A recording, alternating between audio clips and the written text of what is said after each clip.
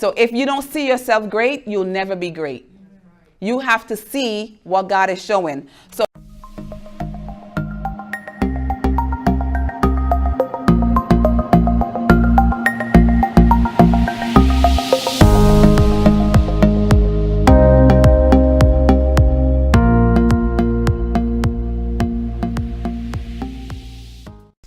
the next one is expect and listen.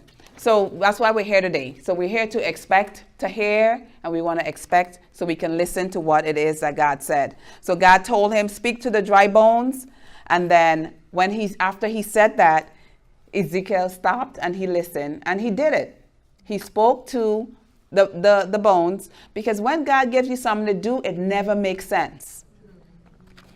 It doesn't make sense at first. If you think about some things, Nelson Mandela said, it's always impossible until it's done. And so God wants you to step out and do the impossible. I want you to step out of your comfort zone and just open your mind's eye and just kind of see how great and grand God wants to make you, so he can make himself known to be great and grand. Okay? A lot of times we don't want to see ourselves great and grand because somebody else. Imagine if I came to you, Rhonda, you never saw me before, and I told you, I am great. Well, what are you going to think about me? Like, is she crazy? What about if I come to you and I said, I'm going to be known around the world for XYZ. I'm going to be famous. I'm going to be known. I'm going to be great. I'm going to help millions of people. What are you going to say about me? She's crazy. Who does she think she is? So that's the mind game that the enemy plays with us. Just like when I said earlier, God's plan for you is health, wellness, prosperity. And none of us could really see ourselves there, because the enemy knows that if you can't see yourself there, you won't get there. So if you don't see yourself great, you'll never be great.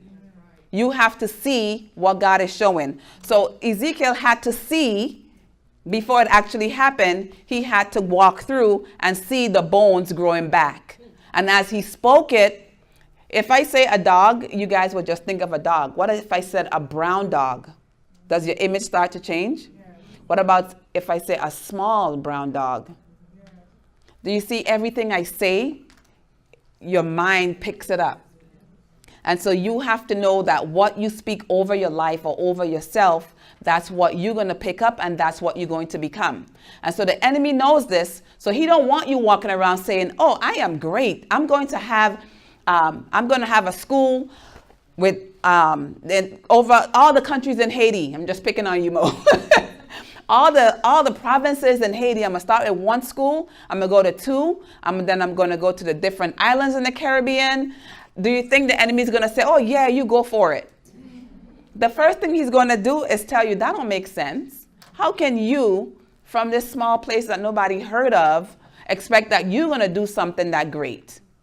That's because we focus on ourselves too much. So I want us to take our focus off of ourselves for a minute and put it on God, because that's where the no limits comes from. So now let's go back.